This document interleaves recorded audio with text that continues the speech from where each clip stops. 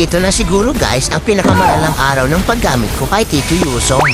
At ang pinaka-nakakabatid na sun user sa planetang Mobile Legends.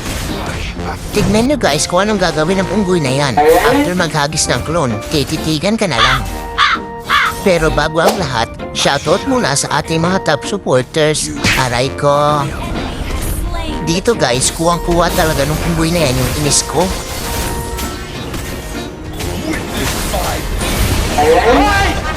Sayang dito guys, kulang na kulang pa kami sa damage.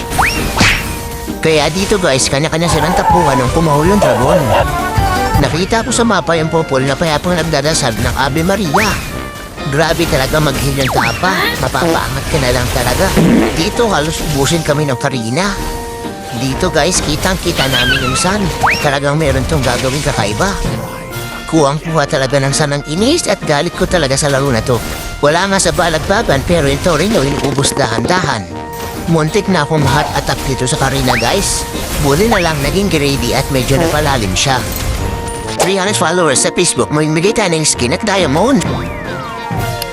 Kaya pinutin ang follow, mag-like,